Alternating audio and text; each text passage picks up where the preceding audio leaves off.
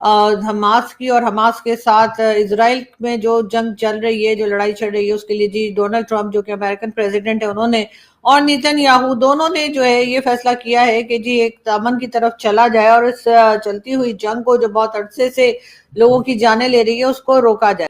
और ये कन्वर्सेशन कहाँ से हुई? ये कन्वर्सेशन हुई जब वो वाइट हाउस के दौरे पे थे, प्रेसिडेंट ट्रंप से मिले और प्रेसिडेंट ट्रंप ने कहा ठीक है। वो है गजा। गजा का एक पीस प्लान अनाउंस किया प्रेसिडेंट ट्रंप और पीएम नेतन्याहू ने, और उसके अंदर 20 पॉइंट्स हैं। ये 20 पॉइंट्स पीस प्लान है कि कैसे जो है अमन लाया जाएगा गजा में, और जो सीज फायर है यानी कि इजराइल और जो हमास, तो खैर अब कौन रहा ही कौन हमास में, वो तो सब सबके सब दहशतगर्द मारे गए, उनके लीडर्स सबके सब मारे गए। तो अब जो है ये पैलेस्टीन का जो मामला है कैसे हल किया जाए, इसके लिए तकरीबन 72 आवर्स जो है वो दिए गए हैं इसराइल की तरफ से हमास को, कि जो उन्होंने इसराइल के लोग जो ले गए थे, वो जिन्हें किडनैप किया गया था, हॉस्टेज बनाया गया था, उनको छोड़ दिया जाए। और इसी तरह से तकरीबन 20 के करीब पॉइंट्स भी दिए गए हैं अमेरिकन प्रेसिडेंट की तरफ से, जिसके ऊपर काम किया जाए और उसके बाद इस जंग को, इस लड़ाई को रोका जाए। ट्रंप का जो गजा का जो पीस प्लान है, ट्रंप का गजा का जो पीस प्लान है, उसे पाकिस्तान ने एंडोर्स कर दिया। अच्छा, मैंने अभी तक वैसे दुनिया में देखा नहीं है किसी को इसको एंडोर्स करता, लेकिन पाकिस्तान ने एंडोर्स कर दिया। ट्रंप और नेतन्याहू ने एक लंबी चौड़ी प्रेस ब्रीफिंग दी, और उस प्रेसर में उन्होंने बहुत सारी बातें की जिसमें 20 पॉइंट्स गिनवाए गए। लेकिन उसके अंदर एक और काम हुआ जिसके अंदर ट्रंप साहब ने ये कहा कि इस पीस प्लान को सबसे पहले जिसने इंडोर्स किया है, बैक किया है, सपोर्ट किया है, वो पाकिस्तान है। वाह, मैं वही तो कह रही हूँ, मुल्क के अंदर, पाकिस्तान के अंदर अमन नहीं है, पीस नहीं है, जगह जगह धमाके हो रहे हैं, लोग मारे जा रहे हैं, सैलाब होया पिया है, सैलाब आया हुआ, तो क्या हुआ? दुनिया के पीस प्लान पर तो नजर है ना, उसके लिए तो काम हो रहा है ना, घर भी हो ही जाएगा ठीक। देखिए ना, मुश्किलात बड़ी है ना वहाँ पे, आपको पता है। वो कहते हैं जी फितना उल हिंदुस्तान, और फिर खारजी, और फिर जो है वो कौन है, BLA और वगैरह वगैरह, तो उससे कैसे निपटेंगे? हमास और गजा का मामला तो छोटा मोटा मामला, उस पर उन्होंने कहा हम आपके साथ है सर। उन्होंने कहा ना सिर्फ ये कि बल्कि बिगनिंग से ही लोग हमारे साथ हैं ये प्लान बनाने में। नहीं, आपको यकीन आ रहा है? सुन लो जरा।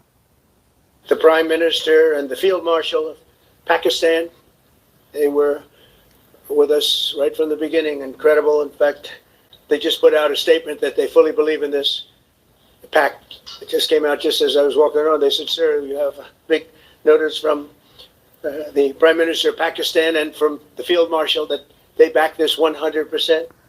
सुन लिया आपने? ये उन्होंने आज के पीस प्लान में, अमेरिका में व्हाइट हाउस में खड़े होके जो प्रेस ब्रीफिंग हो रही है, उसके अंदर प्रेसिडेंट ट्रंप किसका नाम ले रहे हैं वो मैंने आपको बता दिया।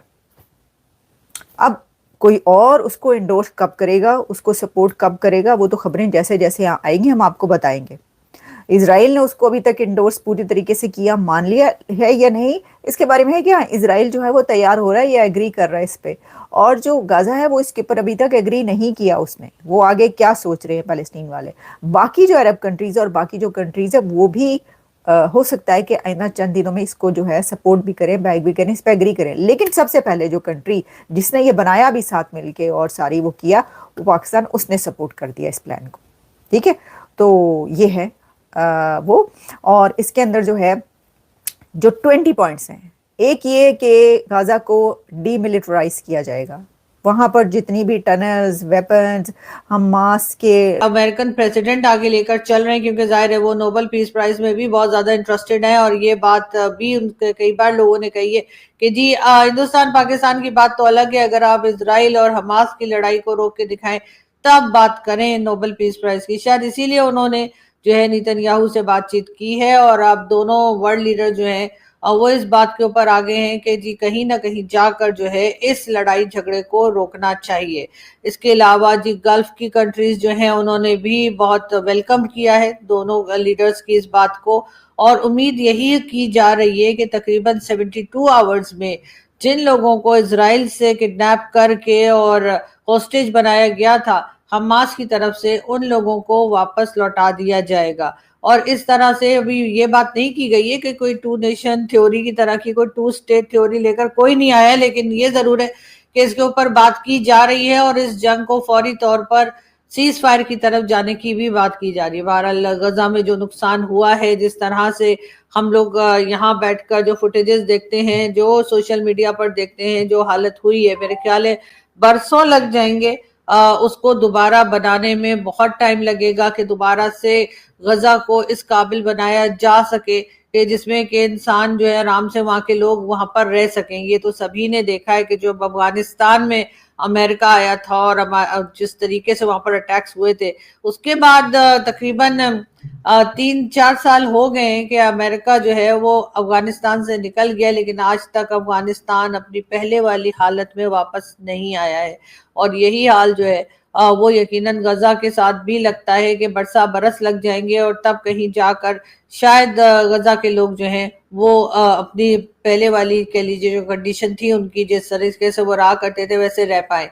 लेकिन फिलहाल तो यही लग रहा है कि नेतन्याहू जो है वो उन्होंने बात सुन ली है ट्रंप की, और लेकिन कई तरह की कंडीशंस रखी गई हैं। अब देखना है कि हमास की तरफ से क्या जवाब आता है। लेकिन उसके के साथ साथ नेतन्याहू ने जो है वो माफी भी मांग ली है कतर के जो अमीर हैं उनसे, और उन्होंने इस बात के लिए माफी मांगी है जी कतर पे जो अटैक किया गया था इसराइल की तरफ से, उसके ऊपर जी इसराइली प्राइम मिनिस्टर नेतन्याहू ने जो है वो कतरी पीएम से जो है वो जो दोहा अटैक था उसके ऊपर जी माफी मांग ली है। अब आई होप कि ये आगे दोबारा इस किस्म की हरकतें ना करें। लेकिन नेतन्याहू हो या ट्रंप हो, आप इनसे किसी भी बात की उम्मीद लगा सकते हैं और ये कोई भी तरह का अटैक या कोई बात दोबारा से कर सकते हैं। इसलिए मेरा ख्याल है कि बहुत ज्यादा संभल के रहने की, बहुत ज्यादा सोच समझ कर ही ट्रम्प जो है वो इस वक्त बात बात पर जो है वो जो पाकिस्तानी प्राइम मिनिस्टर हैं उनकी तारीफ भी करते दिखाई दे रहे हैं और फील्ड मार्शल की तारीफें भी करते दिखाई दे रहे हैं, और उन्होंने एक बार फिर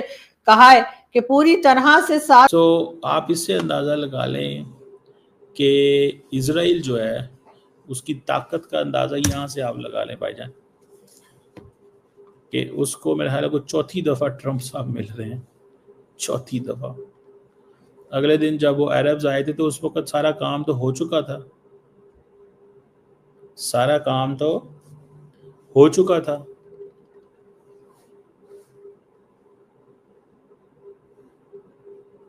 सारा काम हो चुका था उस वक्त।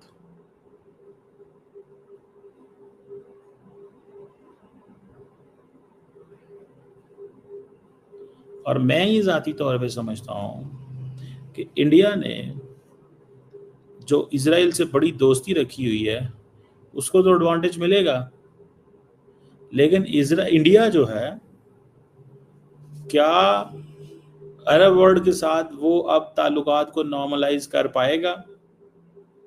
क्योंकि इंडिया की जो नॉर्मलाइजेशन है अरब वर्ल्ड के साथ दैट इज देयर, लेकिन ये जो पिछले दिनों ये जो हुआ इसमें झोल आया है। Arabs started looking India from a different lens, इस चीज को भी ध्यान में रखिए। They started looking India from a different lens से देखना शुरू कर दिया उन्होंने। समझ रहे हैं बात?